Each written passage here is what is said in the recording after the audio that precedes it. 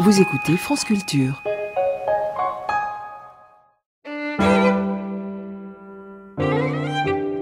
Voici maintenant une Essistaxit, c'est-à-dire une enrichissante conversation avec l'incontournable Simone C'est moi. sur les tenants et aboutissants du génie scientifique et de l'invention technique. Il serait abusif, ma chère Simone, d'affirmer que l'Américain Elisha Graves Otis a inventé l'ascenseur.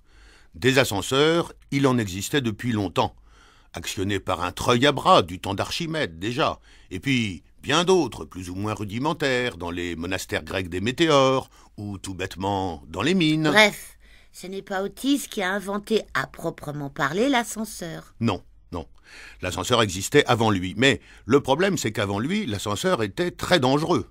Une rupture de câble ou de corde et adieu tout le monde. C'est alors qu'en 1853... Parfaitement. En 1853, Elisha Otis invente le frein parachute, un système de frein de sécurité empêchant la chute de la cabine en cas de rupture du câble. Et il fait lui-même la démonstration de l'efficacité de son invention.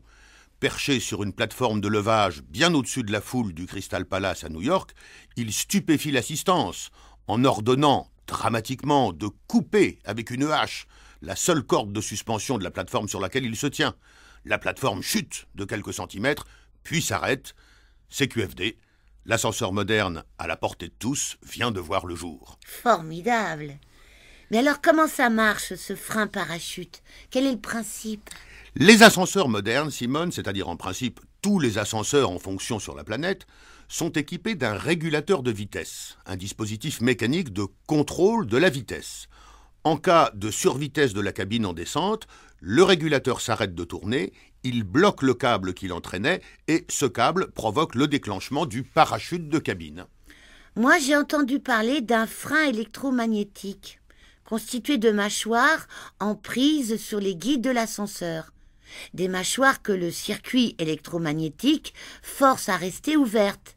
Mais dès que le courant est coupé, les mâchoires s'écartent et bloquent la cabine. Oui, si tu veux, mais ça n'enlève pas la nécessité d'un régulateur de vitesse, parce que dans ton système, si le câble porteur se rompt, mais que le courant n'est pas coupé, l'ascenseur tombe.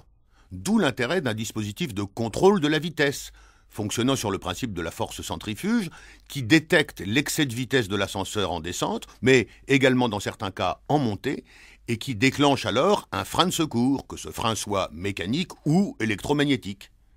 Mais si le régulateur de vitesse casse, Il ne casse pas. pourquoi il ne casserait pas? Si le câble peut casser, je ne vois pas pourquoi le régulateur ne casserait pas. Il se trouve qu'il ne casse pas. Il est incassable. Grâce à quoi il est incassable? Tu m'emmerdes, Simone. Adresse-toi à Otis si tu veux tout savoir. Il est mort en 1861. Eh ben, adresse-toi à ses descendants, ils ont repris la boutique. Ses descendants, ils descendent à quelle vitesse? Oh, pardon, j'ai rien dit.